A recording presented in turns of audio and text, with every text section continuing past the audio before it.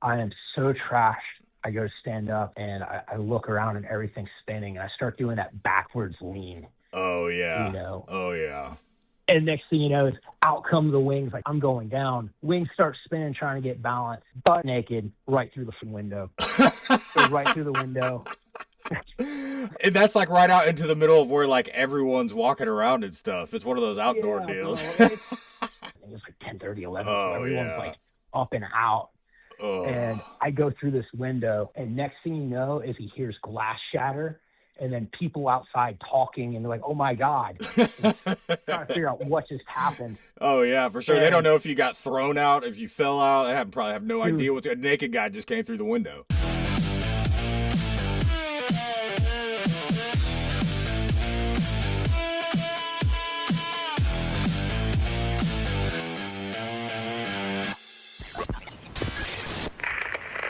What's up, everybody? Welcome to episode 2 of War Stories with your host, me, the Sticky Green Beret. The only podcast where soldiers and veterans can call in and share their stories on the air with me. If you've made it this far and you like the content, please like this post and subscribe to the channel. That's the quickest, easiest way to help us grow. We're already off to a good start, but the more growth that we have, the more stories that we'll get, the more soldiers and veterans that will be heard, and the more attention we'll be able to bring to issues and causes that are important to soldiers and veterans in our community. Last week, I introduced a couple of new segments for user submissions. Those segments were a call to action and air it out. We're going to go ahead and start out with some of the user submissions for calls to action this week. We've got a few good ones. First, what I'd like to do is put a spotlight on a great charitable foundation, the Special Forces Foundation. You can find their website at specialforcesfoundation.org. Special Forces Foundation is a nonprofit organization serving U.S. Army Special Forces and their families. The foundation provides a range of programs designed to address the fraying of the forces after nearly 2 decades of sustained combat. Their programs contribute to the maintenance of the mind and body and provide acute and ongoing support in resolving psychological, emotional,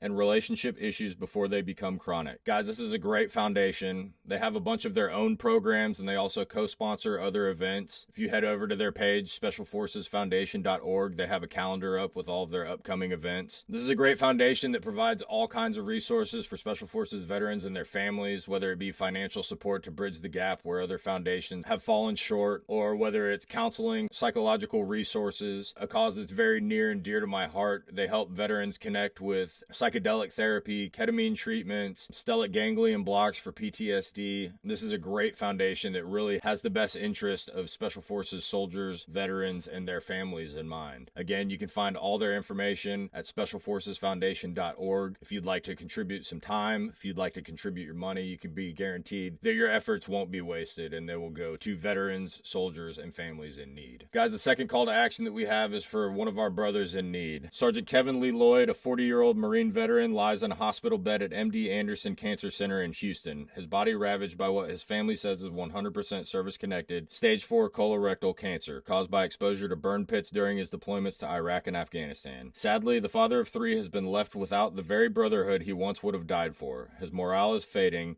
His family is breaking. If you've ever said you stand with our troops, now's your moment to prove it. Visit him. Sit with him.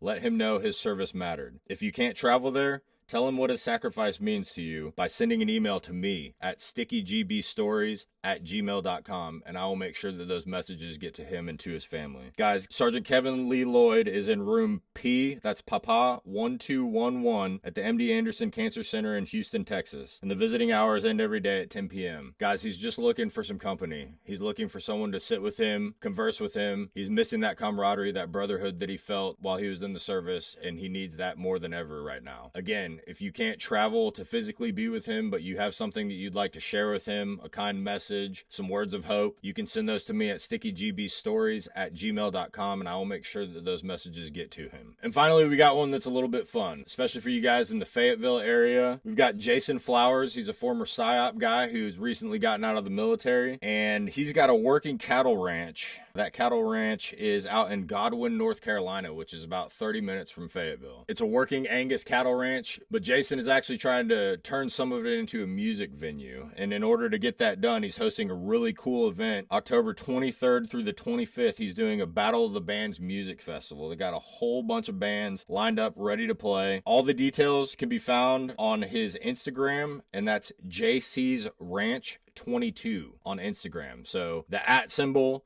JCS Ranch 22. That's where you'll find all the information for this event, any other upcoming events he's got. I lived in Fayetteville for a long time. You kind of get into a routine of doing the same things every week, hitting the same bars, going to the same strip club. This is a really cool opportunity, not just to go support a veteran on their new venture, but to get out of town, have a little bit of fun, hear some great music. Again, I would encourage all of you soldiers, veterans, all your families, everyone in the Fayetteville area to head out to Godwin, North Carolina to JC's Ranch and check out this Battle of the Bands on October 23rd through the 25th. And again, you can find all the information for that and any other upcoming events out at JC's Ranch on Instagram at JC's Ranch 22. Now guys, if you're enjoying the show, you enjoy the channel, and you like to see it continue to grow and be successful, the easiest way you can do that and help offset some of the costs of the show for me is to head to stickygreenberet.com. Guys, that is my shop. That is where you can find all kinds of Sticky Green Beret merchandise. We've got the flag back here. Come and Crank It design has been huge. Got t-shirts and stickers. So head on over. Flags, patches, t-shirts. Every little bit helps. It all goes back into creating this podcast, spreading the word, and getting these veteran and soldiers' voices out to the world. Now, before we get into the calls for this week, since you guys seemed to like it last week, I'll kick this episode off with another story of my own. In receiving these submissions and taking these calls, it's been pretty clear that a pretty common theme is people going through some phase of training or spending some time at a unit with a guy, and then something kind of weird happens and that guy never gets seen again. Leaves people wondering what happened to that guy. Even 10 years later, gee, I wonder where he is. That was weird. So I had one of those stories, and I'm going to go ahead and kick it off with my story of whatever happened to that guy. So we were in basic training. This particular soldier was an ASVAB waiver to get into infantry basic training, so he was never going to be the honor graduate or top of the class, but a seemingly normal guy, nothing too strange. He definitely wasn't the weird guy in the platoon. So one day we're out at bayonet training, the most intense and important training in the military, and we're out there stabbing our tires with bayonets and going through the moves, and a couple of black Suburbans pull up and some guys in suits get out. They walk over to our drill sergeant and they have a little powwow. And after a few minutes, our drill sergeant called this kid over, and they all kind of sat there and talked for another couple minutes. And then he left with the guys in the Suburbans and never returned to basic training, never returned to our class. Nobody really had any idea where he went. And so later on in the cycle, we got kind of cool with some of the drill sergeants, and everything kind of starts to loosen up a little bit. And so one night, a couple of us were in the office talking to one of our drill sergeants, and he decided to let slip what had happened. So what had happened was apparently, before joining the military, this guy and one of his friends had decided it would be a good idea to burglarize a trailer, and then in order to cover their tracks, burn said trailer to the ground. Now, the pressure of being caught or found out apparently was weighing pretty heavy on this guy, and he decided his best course of action would be to join the Army. He figured if he joined the Army, they would never find him. He could get away and just live his life out. Well, it actually was working pretty well. He had been there for, he'd been on the run for a couple months, and they genuinely had no idea where he was. And I guess through the course of calling around, trying to locate him and figure it out, they had called his sister. And I don't know if his sister meant to be a snitch, if it was an honest mistake and she didn't really know what was going on. But when they asked her if she had seen her brother, she said, "Oh yeah, he just joined the Army." And what's mind-blowing to me is that they had no idea he had joined the Army. You would think there'd be some kind of way to look that up real quick, run his social, see if they could figure out where he was. But he had already made it through over a month of basic training, and it took his sister dry snitching on him for them to figure out where he was at and come pick him up. So now, almost 20 years later, after hearing some of these stories and you guys wondering where your missing guy wound up, it made me sit back and reflect and wonder whatever happened to that guy after he was pulled out of basic training. So now we're going to get into the meat and potatoes of the show, the part that everyone's been looking forward to, the part that I've been looking forward to the most. We're going to get into some of these calls and see what wacky stories are in store for us from the soldiers and veterans that decide to call in and contribute this evening. Hello? Yo, caller, let's hear what you got. Let's lay your best PT story on me. So this has a little bit of a background to it, okay? So I'm gonna get into that first, right? So when I arrived to my first unit, I got assigned a battle buddy. We'll call him Juan. Okay. Right? Juan was a very stick-in-the-ass soldier. You know what I mean? Super by the rules, super uptight. And, yeah, he hated me. Yeah, I mean, it sounds like everybody's least favorite person to be assigned to as a battle buddy. Yeah, he hated me because I've always been, very, like, chill, easygoing, free spirit kind of a guy, right? Right, the kind of person that everybody would seem to like, except for probably this guy. Yeah. So after months of, like, hanging out, like, with him, forced both sides, we'd just wait in his car for PT, like, to make sure that neither of us are late. Keep each other accountable. Right, and, right. One day, it was the morning after my girlfriend at the time's birthday party. I had gone and I bought everybody at the party acid. Okay.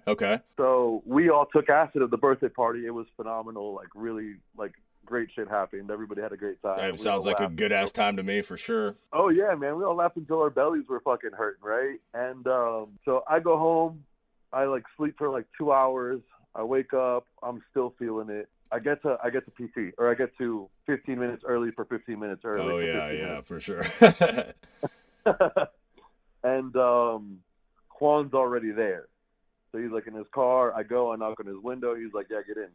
And like we're waiting, and he's like sweating already, and I'm like, they're like in my own world, like just like everything's still juicy. Oh, for sure. Eyes probably looking like saucers. Oh yeah, brother. And he looks over, and like he's pale, and he's like, bro, I'm so hungover, like I drank all night. And I was like, damn, that's weird. That's super super weird of you. And that's like, super normal for anybody except for you, but yeah, for him it sounds like it was probably a little weird. Yeah, and I was like, what's crazy about that? He's like, what? I'm like, I'm still on acid from last night.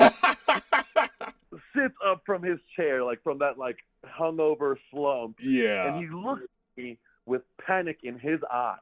Oh, and he says, bro, what the fuck is wrong with you? Why would you show up here like that? And I'm like, there's not really another option. Right, for sure. And honestly, like I'm probably in better shape than you are right now. Honestly, physically, I'm probably feeling better than you. Oh, dude, I was feeling great, right? So we start doing our warm-ups. The commander comes out. He says, what's up to everyone? Like we had a really cool commander. And he's like, we're going to do a company run today. We're going to do like a 2.5 mile run, something like that. Super easy, blah, blah, blah. That man was a gazelle. Oh, yeah. Your leader or whatever, the company commander? Yeah, he was a gazelle. Oh, yeah. I hate that. I hate it when you get a guy like that. And so, but brother, I'm going to tell you, right, like back then, I wasn't a running stud.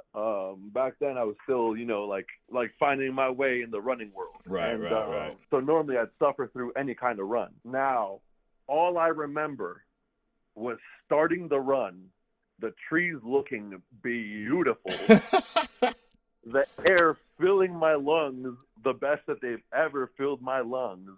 And a couple blinks later, and I was done and not even gassed. And I was like, "Oh my god!" Oh yeah, bro, you got like the super runner's high. Yeah, you got like performance enhancing runner's high. $1 million man, dude. That's funny. That's funny, dude. I wonder if did anyone know? Was anyone like, this is by far the best run you've ever been on? Was your commander like, what's up with your run time today? Are you just blissfully ignorant and enjoying your time? No, by the time I finished, it's like it was already done for completely, and I was back to normal. And no one ever really said much about it. They were just like, kind of like, okay, like, let's get the day started. But I knew. No, dude, that's funny, man. It's funny. It reminds me of like the last episode, a dude called in and talked about like saving a couple codeine tablets and then having the absolute worst day of his life on the obstacle course. And I'm like, yeah, that sounds terrible. But what you're telling me, like a nice, easy morning jog coming down, you got like a little bit of the afterglow from last night still cooking. I bet it was probably one of the more pleasurable runs in the military. Yeah, it was probably the best run of my life. I chased that. I try to chase that without it. Yeah, right. Now your training is like, I need to get back to that point, substance free, to where I can enjoy a short run like that, no problem, all the time. Oh yeah, dude, that's too funny. Well, dude, I appreciate it. That's a new one. That's a new one for the show. And I very much appreciate you taking the time to call in. I'm glad we Hell yeah, bro. Absolutely. As I promised, Grateful Deady, you know? Hey, I know, right? That's like that's right up my alley, man. That's awesome. I appreciate it. Thank you so much for Hell calling yeah, in. brother. Be easy. All right, take it easy. All right, we got one. Let's go to the phones. Alex. What's going on, caller? Can you hear me? What's up, bro? It's Keebler. What's going on, Keebler? You got a story for us tonight? You know. Oh, absolutely, bro. All right, lay it on me. Absolutely. I got a good one. So back in third group days, doing some CIF stuff, was doing some joint stuff with first bat guys down in Savannah. And I'm originally from Charleston. We got done for the weekend and whatnot. And it's like, you know what? I got a place for us to go party. So, you know, Charleston, quick rip from Savannah. You're just under 2 hours. You know, there's a strip club there called Southern Belle. Okay. I don't know if it's changed now, but back in the day, they didn't have a liquor license. They had an outdoor bar on a patio where you could get liquor and like legit moonshine under the table. Nice. Then you had a convenience store attached to the strip club where you could go in there, buy a case of beer, and then throw it in a bucket of ice for you and take it in the club. Or you could do BYOB. Oh, dude, that's awesome. You know? Yeah, that's dangerous, though. I mean, like, dude, usually those drinks are prohibitively expensive, but if you're bringing your own, I bet that shit got wild. It was fucking awful. You know, it was nuts. So it's like, you know what? Let's rip up to Southern Belle. So we go to Southern Belle, immediately hit the outdoor bar, start getting fucked up. Mm-hmm. You know, going shot for shot. Yeah. Out comes the moonshine from under the table. Start hitting the moonshine. I've probably half a bottle, 3/4 of a bottle of Jameson in already at this point. Drink of choice, bro. Come on now. I mean, I'm with you 100% on that. That is my go-to. Especially if I'm looking to get tore up, it's straight Jameson for me. Dude, it goes down like water, just like Casamigos. Both of them dangerous as fuck. So, pounding shots down. You know what? Start hitting on this alternative girl. I've got a thing for fucking alt girls. Always have, always will. Okay. She was a dancer there. She's getting me trashed. You know what? It's time to go in the club. Go in, grab a case of Bud Heavy, and going beer for beer, just one after another. We're getting wrecked. All of us are. Somehow, some way, we shut down the nightclub. Didn't die, and ended up going to like some sleazy ass local Charleston hotel. None of the nice ones, you know. It's like one of those ones where the walkway was everybody's balcony. Oh yeah. You know, mm-hmm. It's one of those, you know, one of those ones that you probably need to be in a sleeping bag in. Yeah, for sure. Yeah. Oh, I know exactly the type. And it's like, okay, so sleep naked, you know, it's easier to warm up in the morning, instead of having to take off layers to put on layers from sweating all night. And I'm fucking trashed, man. I'm so drunk. I go to get up in the morning. I am still belligerent, and I go to stand up. I got the bed. My Delta is in the bed next to me. I'm in the bed next to the window, and I am so trashed. I go to stand up, and I look around, and everything's spinning, and I start doing that backwards lean. Oh, yeah. You know? Oh, yeah. And next thing you know, out come the wings, like, fuck, I'm going down. Wings start spinning, trying to get balance. Butt ass naked, right through the fucking window. Right through the window. Oh, dude. Window, bro. And that's like right out into the middle of where like everyone's walking around and stuff. It's one of those outdoor deals. Yeah, man. And it's not like 7 in the morning or 8 in the morning. At the time, Southern Belle was closing at like 6. I think it was like 10:30, 11. So everyone's like up and out. Oh. And I go through this window. My Delta is passed the fuck out. And next thing you know is he hears glass shatter. And then people outside talking, and they're like, "Oh my God!" Trying to figure out what just happened. Oh yeah, for sure. And they don't know if you got thrown out, if you fell out. They probably have no idea what. A naked guy just came through the window. No one has a clue what the fuck just happened. Naked, heavily tattooed dude falls through a window. You know, and oh my God, my Delta jumps up like, "What the fuck happened?" He's still trashed, and he's looking outside, trying to figure out how the fuck I ended up through a window. But then I hear, "Keebler, what the fuck is this?" And I'm trying to like get my bearing. I'm like, you know, all I hear him keep saying is, "What the fuck?" And I'm trying to get my bearing. I'm putting my hands down, trying not to get glass in my palms. And I finally come to and get up. I look in the bed. I said, "What the fuck?" and I reached down and I touched my ass. I got so fucking inebriated that night at Southern Belle that not only was I probably deep into alcohol poisoning, but I lost all bodily function and shit the fucking bed. No. Dude. Oh my God. So he was yelling, he was like, what the fuck is this about the shit that was in the bed, not even the window? Yeah. No, not even bro. me being out of the fucking window, but me shitting all over the bed, not having a fucking clue because I was so intoxicated, lost all bodily function. Oh my God. Fell through a window. No idea what the fuck was going on, but shit all over the bed. The next thing I know is I have shit all over my hand, half the shower, the window's fucking out. It's cold outside, and I'm in dire need of some IVs. No kidding. I get stuck with IVs as I'm washing shit out of my ass.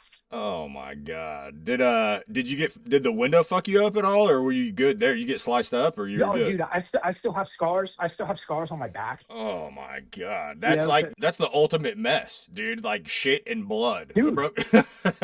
Shit, blood, glass, everything. And that's one of the main reasons between that and the road rash from a motorcycle accident coming home on rotation. That's one of the main reasons why I just did my back piece. Yeah, I had to wait for all the scar tissue to like solidify enough to be able to take. Oh my God, that is crazy. Damn, honestly, I thought falling out the window was going to be like the culmination of that story. That's where it ended, but nope. You threw a curveball and it got even worse. Yeah, man. Just when you thought you were down, you get your shit rocked. Yeah, I think that's the definition of getting kicked while you're down. That's dude, that's crazy. Yeah, man. That is wild. Yeah, so not only did my entire ODA witness me shit my pants, but a bunch of dudes from First Bat and a bunch of random ass people in Charleston that were there on vacation and probably also there for some hookers. Oh, dude, it's a fucking group, dude. You know they've told that story a bunch of times too. The random people that were outside, that's probably the craziest thing they've ever seen too. Yeah, man. Oh, dude, that is... Yeah, no doubt about that. That is wild, bro. Man, I appreciate you so much for calling in and sharing that one, dude. That is absolutely wild. Before I let you go, you got anyone you want to give a shout out to? Oh, man, I got all my boys downrange right now. Hell yeah. Just tearing it up in Syria, you know? Hell yeah. Yeah, man. All the guys in group, fuck TK. I'll say it now. I knew it was only a matter of time till we got one of those. Yeah. Yeah, man, fucking coward. Hell yeah. Called him, sent me straight to voicemail, trying to call him out on his bullshit. You know? Man, that's weak. That's weak. Well, dude, I appreciate you, man. Thank you so much for calling in. Killer story, bro. I appreciate you. Yeah, man, absolutely. Don't worry, there's more to come. Hell yeah. I look forward to it, brother. I appreciate you. Take it easy. All right, bro. Be good. All right, let's get to this next caller. Hello? Hello. Hey, you're on the air with the Sticky Green Beret. You're the Sticky Green Beret, obviously. Yes, sir. You got a story for me tonight? Well, thanks for having me up. Yeah, I do. I was looking at the various call-ins about, I don't know if we're still on basic training, if that was the other, or if it's just anything. I have a just anything. Yeah, tonight is the anything goes. We didn't want to restrict anybody with the topic, so if you got a good one, send it. I've got one that's kind of out there. It's kind of even questionable. I don't even know to talk about it like this, but I'll just go ahead and just blather it out there. I joined the Army in 1985. I dropped out of high school and all this stuff, and I literally walked into the recruiter's office and they asked me what I wanted to do, and I literally said I wanted to jump out of airplanes like Rambo because I was in the movie. Hey, that's the appropriate answer, yeah. So Fort Benning here, I called 11 Bravo, went to Sand Hill and all that stuff. And so anyway, I was in a cohort unit, so we went through the entire basic, and then we all got stationed we all got stationed at Fort Riley, Kansas. I'll just say that. Okay. I managed to get myself promoted rather quickly and made my way up to first soft stripes at corporal, and then eventually it caught up with the grade of E4, and they became hard stripes later on. But towards the end of this would have been around 87, and I didn't really realize until afterwards what I'd experienced. But I had gone down into Junction City, Kansas, and I saw this guy standing on the corner, and he's wearing like all kinds of tie-dye and all this stuff and just ragged as hell. And he was selling hits of acid, LSD. and they were like dirt cheap. They were like 25 cents. Oh yeah. He was just out there trying to turn the world on. Right. So we scooped up, me and a buddy, scooped up a whole bunch of these things. And so what happened next was questionable. Okay. We were out at the 50 cal range on a night fire training thing, we're all in our little positions or whatever they are, and everybody's got, there's several people in each one and all this stuff. So what happened was the senior NCOs left and left us lowly corporals in charge. Okay. And we had this LSD. And so next thing you know, we have the entire, these 50s are all, people are shooting tracers up in the air trying to make designs. Oh, dude, up in the air is hilarious. Yeah, there were there was designs going on. People were just laughing, and then disaster struck. We did the one thing you're never supposed to do. We let the barrel get too hot, and on one of the barrels, I guess it didn't it wasn't a complete whatever. I don't even know what it is when it's bad, but the barrel, I guess, did something. I don't know if it melted. It did something to where it blew off a chunk of the back of it and ripped off a part of this one guy's thumb. Oh no! And of course, he's high as a kite, and so is everybody else. Yeah, any medic you possibly had was probably not in the condition to render any care. Exactly. I mean, we were in the wrong space for this to be happening like this. And so anyway, it ended up not being as bad. It wasn't it was some skin, but he just didn't really, I don't even know whatever happened with that. It was in some other squad or whatever, but it wasn't one of my guys in my squad. Oh man, I was a fire. I was just a fire team leader anyway. So anyway, dude, that is was awesome. A pretty exciting night. Dude, that is such an awesome story. But here's the kicker. So then Grand Rugman bill hit, right? And so remember, I joined the Army. I wanted to go airborne and all this stuff, right? And so I got my EIB, and they sent me back to Benning. So I managed to get my little jump wings. And I was all ready to re-enlist and go to the 82nd or something to get out of this mech infantry stuff. Mm-hmm. And that's when the Grand Rugman bill hit, and the wall came down, and they told us that they weren't going to be able to guarantee a contract for airborne because they were downsizing. Oh yeah. And I said, well, screw this. And the following year, I got out. I ETS. And what did I do? This is why I'm tying it to the beginning of the story. It just so happens that in that last couple of months I was in the Army, a friend of mine introduced me to a band that he was into, and they were heavily associated with that individual. Mm-hmm. And so I left the Army and then literally hopped on tour following the Grateful Dead around the country from 88 all the way till 95 when Jerry died. And when Jerry died is when I finally went to college and stuff like that, and it sort of got my life somewhat in order. But I've been remotely working now for 29 years. Next year will be 30 years. That honestly, that is the dream. So I went from. I don't know if a lot of people know that about me, but I'm a huge Deadhead, man. I have every show live recorded on CDs, vinyl collection, art all over my house. I collect bootleg T-shirts, the whole thing, man. I would have loved to have seen Jerry. I'm one of those idiots screaming in the audience. Yeah, no, I would have if I could. I think when Jerry died in '95, I think I was 12 years old, so I think my parents were letting me go on tour then. Yep. That was the end of the road for me, and then I wound up. That's a whole nother story. But yeah, it was kind of interesting how that happened. I ended up running into what was probably, I assume now, that this guy was probably on summer tour and he was on his way through Kansas. Yeah. And he was just needing some gas money and went into town and decided to start swinging sheets, as he'd say. Yeah. And back in the day. And we happened to be the customers that day. Brother, that is incredible. People, U.S. Army infantry. That's awesome. And it's like I said, we get all kinds of different stories, and I'm amazed every single time. I mean, that's fantastic, brother. I really appreciate you calling in. We're gonna get to some of these other callers, but that is amazing, especially from one deadhead to another. I can appreciate it on a whole nother level. All right, man. Well, I'll keep listening. All right, brother. I appreciate you. Show. Hey, thank you so much, man. I really appreciate you calling. Bye. Yes, bye. All right, let's get to the next caller. Caller, what's up? You're on the air with the Sticky Green Beret. Yo, what up, man? What's going on? How you doing tonight? Good. How you doing? You got a story for us tonight? Yeah, man. I got my trees getting watered. I got my cigar out here. Hell yeah. Sounds like a nice evening. Yeah, dude. It's okay. So I was thinking about the free-for-all from yesterday, and I was like, okay, put that together. Yeah. And then you threw free-for-all at me, man. Like, where the fuck are we going to go with this? I knew it was going to draw some calls out for sure. That's why we went with it. It's honestly, tonight has been crazy already, so I think it was a good move.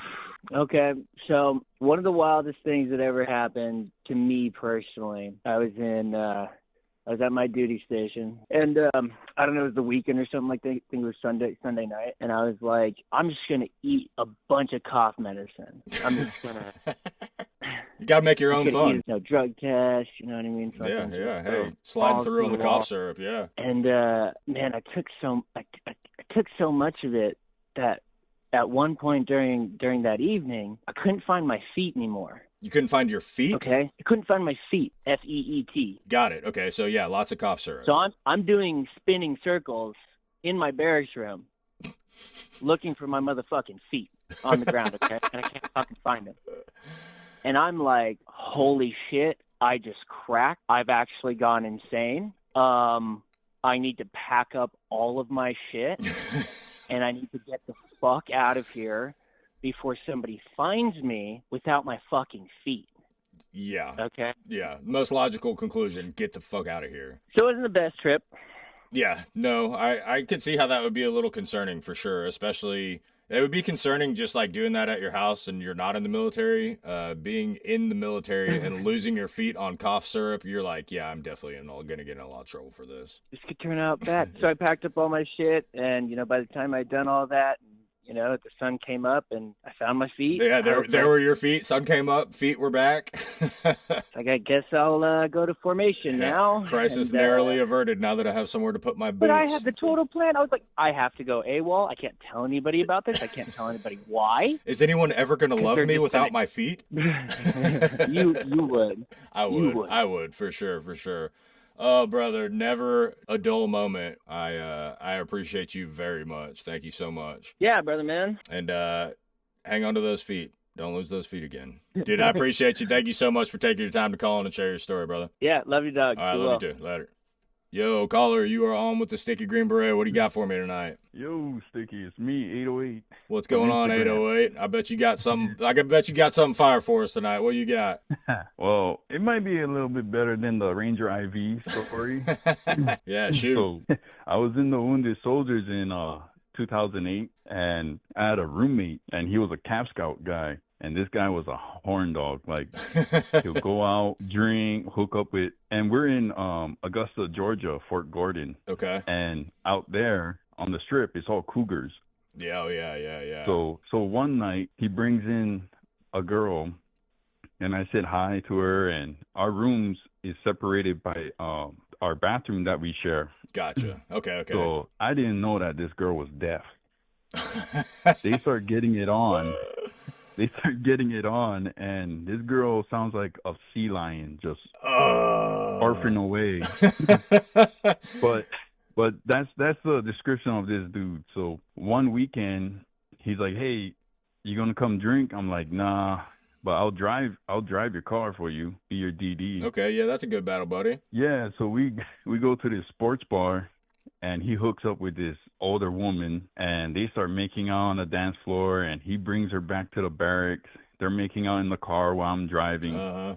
Well, it's a Friday night. They go into his room, and all of a sudden, like maybe a few minutes, I hear his door open on the other side and close. So I'm like, oh, I guess he was real quick. Well, Monday formation comes because I haven't seen the dude. I knock on his door, nothing. So I'm like, oh, man, he's going to be late.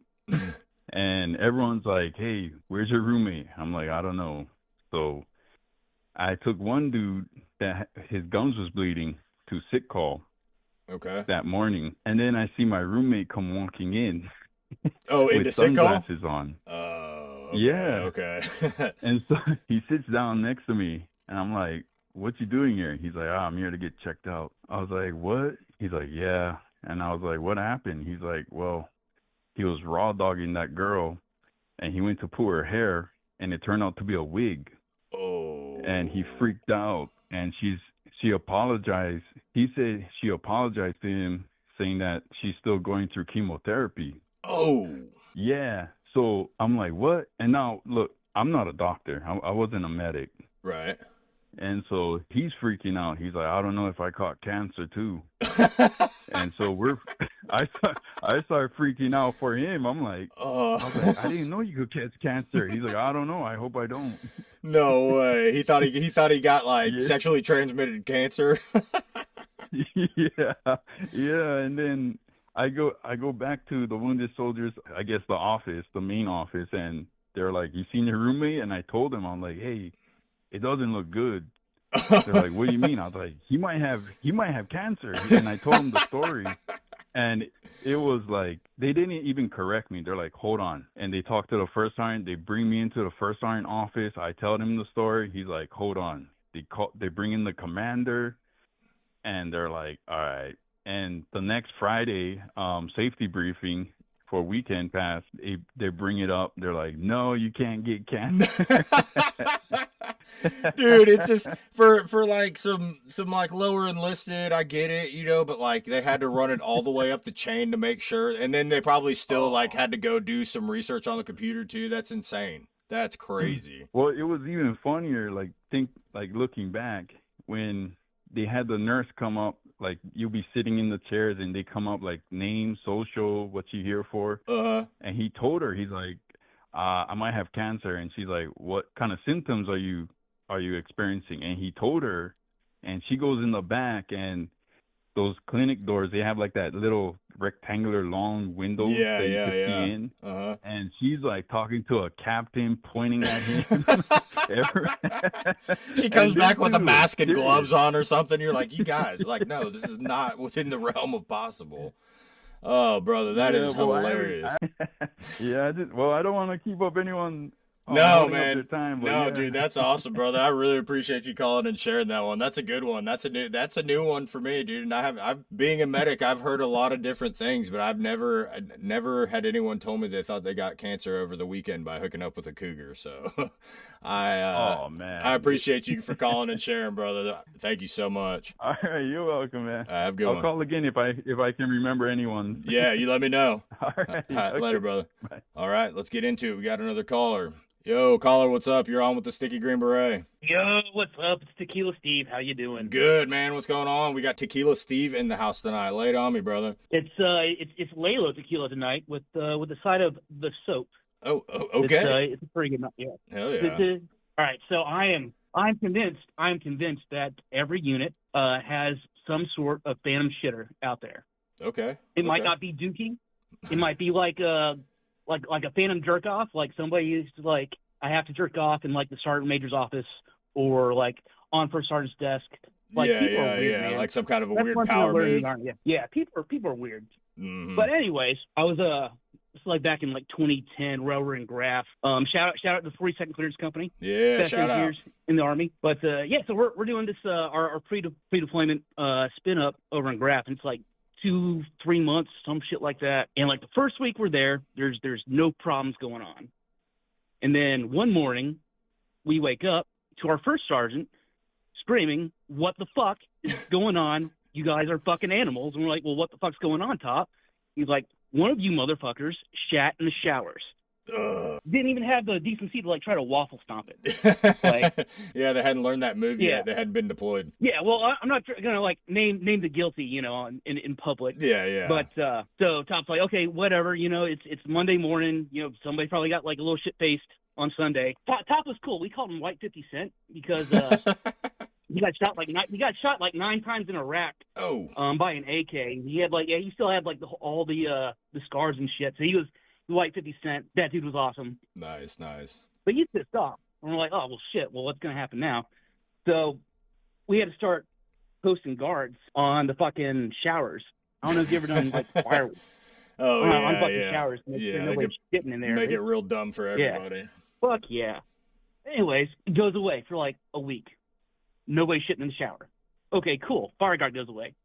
Next week, boom, another log right in the fucking middle of the shower stall. No. We're like, what the fuck is this? Yeah. So we were amongst the platoons trying to figure out, okay, well, what the fuck is going on? And so we were posting up, not only in shower guard, but a Joe, because we were tired of getting fucked with. Yeah, for sure. Like one Joe would like stay awake and like see what the fuck was going on, because it was happening like between like 03 and 05:30, because Top would like to get up and run with our CO in the morning. So he'd be like all fresh and showered and shit. Man, literally and shit. Yeah. But we finally caught him. We finally fucking caught him. No. And it was just like, little like short dude, this like little shit bag that like everyone's like, okay, yeah, he's a little weird. I chased him around once with a knife when I was like drunk as fuck in the barracks. But that's another story. That's like a whole nother good ass story, yeah, for sure. Oh yeah, that's a whole nother thing. So how did someone catch him in the act? Was it like he was getting up in the middle, like setting an alarm, getting up and doing it? Like yeah, no, it was my buddy. I was trying to get my buddy like conference calling in so he could tell like his side of the story. Yeah. But yeah, no, my buddy was like had to get up. He had like some like stomach problems going on, so it was like 5 a.m. He went to go like take a shit, and the latrines are like around the corner from the showers back then. Over in Graff. And yeah, saw this dude like walking out. And he was in our squad too. And we're like, what the fuck, man? Yeah, like you're just fucking us all over, dude. Yeah. Was anyone surprised, or when everyone found it out, you guys were like, oh yeah, it makes sense, it was this dude? Yeah. Everyone was like, well, yeah, it's him. Yeah, that checks like, out. We had like a little bit like a poll going on, like, hey man, like, who is it? Who's the fucking phantom shitter? Yeah, for sure. But dude, that's awesome, man. You like some weird shit, man. Yeah, not awesome for you when it was happening, but it definitely makes for a good story afterwards. Oh yeah, like looking back on it, well, yeah, fucking, I knew this dude that like took shit in the showers. Yeah, like regularly. Yeah, for sure, dude. That is crazy. Well, Tequila Steve, I got you here. You got anyone you want to give a shout out to? Big Four Deuce. Big Four Deuce. Top, love you. Shane, Cody, Lindsay, fucking Hernan. Yeah, Phil's a good guy. Asanuma. My boys in Charlie 2-3. Hell yeah. But yeah, that's it for me, man. Hell yeah, brother. I appreciate you, man. Thank you so much for calling in and sharing your story with us, dude. That was dope. I appreciate it. Yeah, hey, you gotta do something about your fucking like your waiting stuff, because I thought I was waiting for the VA to pick up. Oh yeah, no, yeah, okay, yeah, no. I think I could tweak that a little bit. All right, that's cool. Yeah, I definitely think I could fix that. Yeah, get some cooler music in there or something. Yeah. It sounded like it was like haunted house. I'm like, oh shit, well, that makes sense. Yeah. Hell yeah. All right, brother. I appreciate it. Thanks so much. All right, let's get to this next caller. Caller, you are on the air with the Sticky Green Beret. You got a story for me tonight? I do. Awesome. I have a story from Afghanistan. Perfect. So I was in 0311, and I was at APL at the time, but we were short-staffed, so they kept on taking my guys and sending them to post, so I had a few short guys. So we went, we were just like super low on sleep, super low on everything, and our patrol schedule was like 8 on, 4 off, 8 on, sometimes like 10 on. It was really a long time. That's rough. That's a grind. Yeah, out of like our, I was just talking to my buddy, and out of all the platoons, because they used to keep a patrol schedule and a patrol time, like kind of like trying to see who was the best of the best for like lieutenants, you know, like officer weird stuff. Yeah. So they kept tabs on who worked the most, and it was between like us and first platoon. First platoon was like 21 hours, and we were like 24, 25 hours. Not even kidding. Man, I don't know how we did 25 hours, but we locked it in. Dude, anyways, we went to this area that had never had anybody before, because Bravo Company was dealing with the Taliban in their region, and then they were dealing with a lot of IEDs. Mm-hmm. So we were helping push kind of towards their area, towards like Man-Bear Pig, because I was in Nawa area, and then we were like Trek Nawa by Marja. Okay. So we're pushing up there one time, and then there's like a group of little kids. And then I was really bored, so I was like, you know what? I was going to teach them, like, because for some reason we had just watched the Pet Detective the night before. Oh, yeah. So I started teaching them like the reverse, the smooch, man, smooch, like that. Yeah. So I kept doing that, and I turned that into like a robot. So I was like, smooch, walking like a robot while I was patrolling, and they kept on copying it. So they kept copying it, so I would just do that shit and like walk around for a little bit. And then like next day I was on patrol. We were on the light patrol, so we were on like the 4-hour like post, whatever. Uh-huh. And so I'm on COG, so I'm on radio watch COG because I'm a Lance Corporal at the time. And so I'm obviously APL spot. So I'm just on the radio, and then I hear staff sergeant. He's like, hey, he's like main. This is a 2. He's like 2-1. I was like, Roger, send it. He's like, hey, who the fuck? He's like, switch over to platoon tack. I was like, all right. He's like, who the fuck taught them how to do the robot? They're fucking doing it. It's so annoying. He's like, when I find out who did it, he was fucking mad. And they came back and they were like, yo, who taught them that? Because the little kids kept going around and doing it in a circle around them. He was losing his fucking shit. So they were just going, smooch, smooch, man, smooch, smooch. They weren't doing it right. So I kind of tried to teach them, like, smooch, smooch, man, you know, like the reverse. Yeah. Them when they would walk. I would go, like, with each step, I would do, like, the noise, like, smeet, smoot, and then with my arm or with my 203, I'd be like, do a robot stupid, and they always fucked it up. They kept on going, smooch, smooch, smooch. I was like, God damn it, dude. They can't even do this right. You turned a bunch of kids into like a robot child army. Yeah, dude. So they were just walking around doing that shit, and then at the same time while that was going on, my boot. He's awesome, dude. He was my DM, so he went and got like a radio because in Afghan they always have like radios. They're always playing some kind of music because they're fucking bored. So it was like a tape player, like a big ass boombox. He took that shit and was walking around, and he was and behind me while I was doing the robot, and he was pointing at it while they were their music, and they were and then I was doing the robot and shit like from Dave Chappelle. Yeah, that's the robot I was doing. I was doing the Chappelle robot. Yeah, like, smooch, like that. And they didn't know how to do it, but they were doing it fucked up. And Staff Sergeant was so mad for like the whole entire rest. Dude, that was half of our deployment. For the whole entire rest of the deployment, anybody who went up there, they did the robot and fucking hated it. Dude. I was like, oh man, that's dude. all I got, man. Dude, that's so funny because you had no idea what like the second and third order effects were. You probably were just trying to like kill some time because you're bored, and you're like, oh, this might be funny, and then it just turned into a thing where for the rest of the time, every time anybody went up there, they got greeted by a child robot. Yeah, it's like teaching them baseball or teaching them how to say fuck you. Now they just going around doing a fucking retarded robot, like all out of cue. Yeah, they probably think that that's like what Americans do now. They're like, oh yeah, we met this American and he like does this. We want to be like the American, so let's do this. The strictest Marine was like pissed off. Like Carbone for that specific when he called me on the radio, he called just the COG. That specific squad was like our Golden Boy squad. So when they came back, the boots were talking to us, but like the peers were kind of mad, my peers, and then the squad leader was fucking mad at me. Dude. He was like, I can't believe that's so unprofessional. And I was like, man, I don't fucking care. Yeah, dude. and it's like, and dude, then another time, is that really like the best leadership though? Like you got your guys working these crazy shifts, grinding it out. Like you find like one small piece of joy, and like the guy's like, "Oh, this is terrible. No, I hate it." And it's like, bro, come on, dude. Yeah, you're completely right. Because looking back on it, I'm a fucking old man, but I'm not even old. But looking back on it, that lack of like, I guess wanting to just kind of go in with the flow and not let really anything bother you showed me that leadership really wasn't with that person because it was a small portion and they let it go off cue and they disrupted their every kind of movement in a tactical setting. Yeah. I wouldn't have gave a fuck. I would have been like, as long as they're not bothering us or anything like that, that's fine, dude. Yeah, because it could get worse, bro. But at least if they like you, maybe they're not on a walkie-talkie spotting, At least if they like your group and they're having fun and they think you're cool, it might actually be a good thing.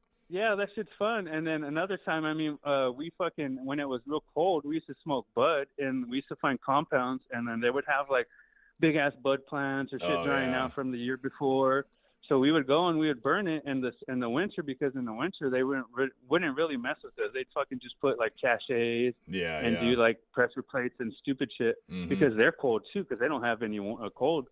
So yeah, man, that's kind of the only story I had. Dude, I just that's awesome, bro. That's not the only story you got. That's awesome. That's a great one, dude. Honestly, I have a few, but that's like an Afghan story because that's like we were watching Chappelle show and they were watching that, so I was like, fuck it, I'm just going to combine that shit. No, dude. So I combined both the Chappelle robot and then that noise, and then they just kept doing it off cue, so it was so fucking funny. No, dude, that's awesome. For the rest of the time, every time I would see them, they would just go, smooch, my smooch, and then my staff sergeant would just fucking be like, I hate it. But no, it's awesome, dude, because a lot of times when people, like, everyone tells their combat stories or whatever, and it's always about, like, how tough, and how, it's like, you just showed that, like, there are little daily things that even will stick in your mind. It had nothing to do with the firefight or anything like that. It was a little moment of joy that turned into something else, and now, years later, you look back on it and have all kinds of feelings just remembering that, That's awesome.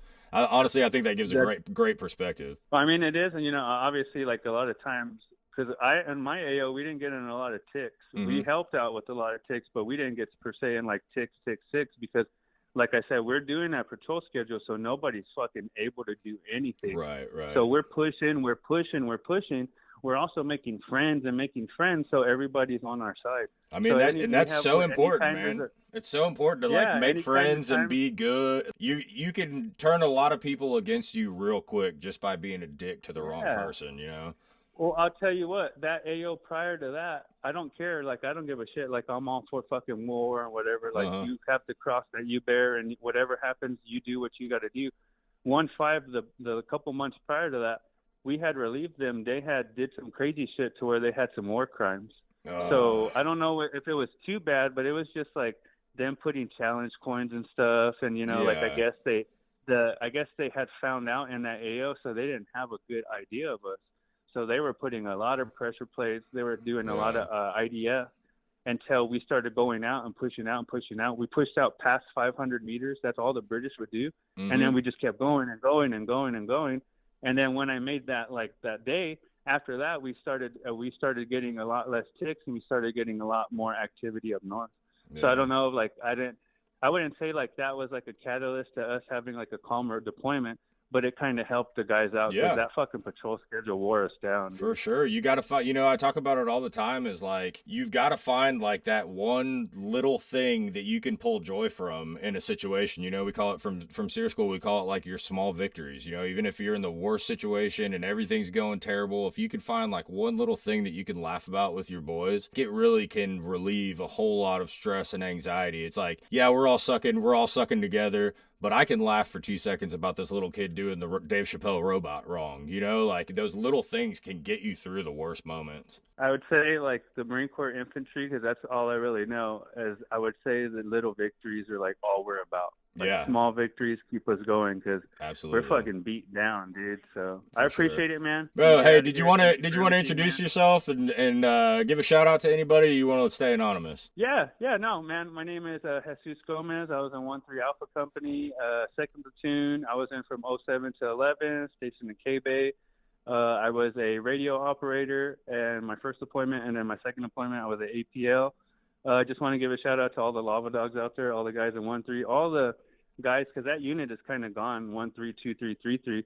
They kind of mashed it into one. So anybody, we've got a lot of history going from Fallujah, Korengal, Iraq. So anybody that served in any of those time frames, dude, I appreciate any of you guys, and thank you, dude, for what you're doing. I appreciate it. Hell yeah, brother. Jesus, I appreciate it, man. Thank you so much for your call. A lot of good perspective on that one, and hopefully in the following weeks, you think of some more stories to give us a call back and share those with us too. Yeah, man, I appreciate everybody else's stories too. God bless you guys. Hell yeah, Bye. Have a good one. Later, buddy. All right, let's get to this next caller. Hey, what's going on? What's going on? You're on there with the Sticky Green Beret. You got a story for me tonight? I do. I got it's 0405 year-long deployment to Iraq. I was conventional Army. One of my guys, I don't know if you're familiar with that era, we had to carry around M16s or M4s with one mag. Okay. And normally we have those things strapped to a buttstock. And Porta-johns everywhere. One of my guys dropped a fully loaded 30-round mag into this porter shitter, and he had to get it out. Yeah, and those are not, for people that don't know, those are not the most clean, well-maintained porter shitters on the planet. So the guy takes his blouse off. He's like, I'm going in. And right when he's about to stick his bare ass hand into the Porta-john, we stop him. Yeah. We're like, all right, we're going to help you out here. So we got two, commercial industrial black garbage bags and some duct tape, some 100-mile-an-hour tape. We taped at the wrist, and we taped right above the elbow. Yeah. And he was able to fish it out. Oh, he found it? Yeah, he got it. And he pushed every round out with his hand in the bag still and then washed it off. Oh, my God. Dude, honestly, I thought you were going to say that you went for a magnet or something. I'm surprised he was able to fish around in there and find that. That is absolutely disgusting. Yeah, I guess the water wasn't that deep because, they would come clean them they're supposed to clean them every day, but yeah, the local nationals that were coming on the camp and stuff. Yeah, the contractors. They do a good job of it. Yeah, man, that's wild. And honestly, that's a great look into what the military is like for somebody that doesn't know what it's like in the military. It's not, I guess we lost that magazine, we'll go get another one. No, that is your responsibility, and one way or another, you are going to have that magazine. Awesome, man. Well, thanks for taking the call. Yeah, brother. Yeah, it was funny. I saw your post on JT's social media story, and I'm driving home, and I was like, I don't even know if he's going to still be on the air. Let me give him a call and tell the story. No, man, that's perfect, dude. Honestly, I really appreciate you calling. I'm glad you saw it on the story and thought of a good one to call in with, dude. Like I said, this show's all about perspective and hearing the stories that you never hear. And so, like I said, I mean, that's to someone that doesn't know what it's like being in the military, that's pretty eye-opening. So I really appreciate you calling and sharing that with us. I appreciate you guys, man. You guys have a good one. All right, you too. Thank you so much. All right, no problem. Yo, caller, you on there with the Sticky Green Beret? You got a story for me tonight? Hey, brother, I got a great story for you tonight. Hell yeah, send it. Okay, so I went to basic in Fort Benning, and after being in Fort Benning, I went straight to Fort Sam. And towards the end of my time being at Fort Sam, I met this one private who had just gotten there from her basic training, and she was saying how she liked Latin guys with nice teeth, and that just so happened to be me. Okay, perfect. And it'd been a long time, you know? Yeah. And this girl was like a solid, like, 10 for where we were. And so we found a way to sneak out of the barracks together after lights out, you know? Uh-huh. And we snuck out and met up at the post flag at Fort Sam, and just, you know, it just went crazy there, bro. Hell yeah. You christened the on-post flag in the middle of the night. That's a new one. I haven't heard that one yet. That's awesome. Oh, yeah, bro. Any close calls, or were you guys like, was it smooth sailing? You got out there, it was dark, nobody around, everything good? Dude, it was like perfect, right? Like, Hell no one around. And I don't know if you've ever been to Fort Sam, but the post flag has like these perfect like wall bushes like all the way around it. Nice. Yeah, actually, I think I went through MEPS at Fort Sam, I'm pretty sure, so I definitely don't remember any of it, but for an already special moment, being able to pull it off on the on-post flag is pretty epic. It was the best. It was honestly the best. And then snuck back in, everything was good, nobody knew? No one had a single clue, brother. Dude, that's awesome. So many of these stories are about people getting busted and getting caught for dumb shit. It's nice to get one where you, like, got away clean, mission accomplished, and now you just have a cool story to tell about it. Yeah, man. Hell yeah. I wish I could tell the name because her name was legendary too, but yeah, I'm going to keep that one to the chest. Hell yeah. You got to keep a gentleman never tells, right? Well, you tell the story, just not the name. That works. Hell yeah. Damn, brother. I appreciate you. That's a good one. That's a heater. Oh yeah, brother. Be easy, man. Yeah, take it easy. Thank you. All right, bye. All right, guys. And that is going to do it for calls this evening. Another crazy batch of calls. Sounds so far on par for soldier veteran stories. You let them call in and tell their stories, they are going to call in and tell some absolutely ridiculous stories. If you enjoyed the content, please like this video and subscribe to the channel. Again, that is the quickest way to help us grow, helps us get the show out to more viewers, and with more viewers comes more contributors, and with more contributors comes better content every single week. So again, please like this video, subscribe to the channel, and if you got a couple friends in mind that you think would enjoy this or would have some good stories that they'd like to share, feel free to share it with them. Every little bit helps us grow this channel. Again, if you like this content and you'd like to help support the channel and offset some of the costs that go into bringing this show to you guys every week, the easiest way to do that is head over to my shop at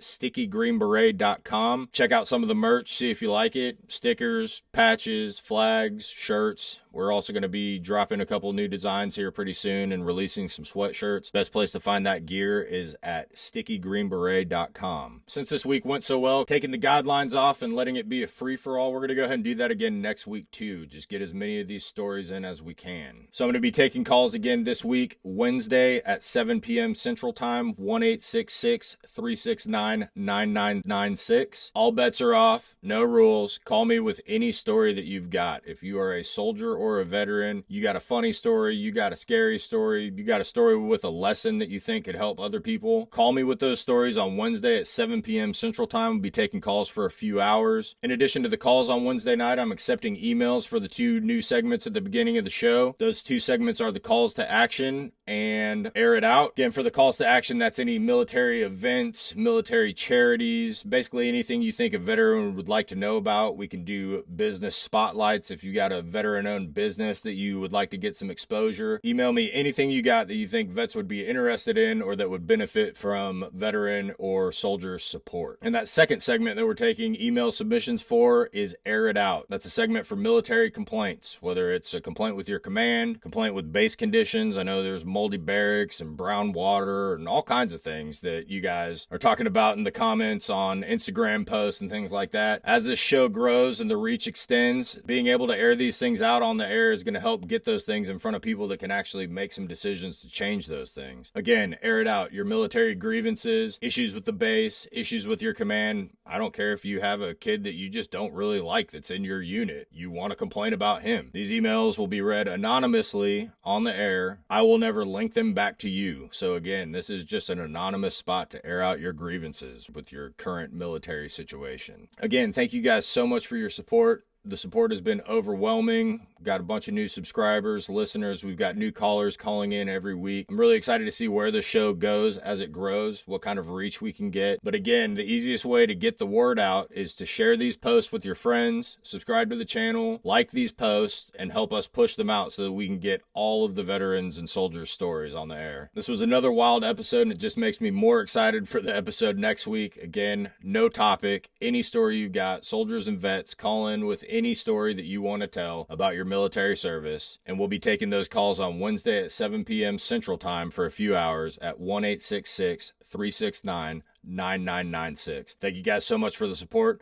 I can't wait to hear your calls again on Wednesday.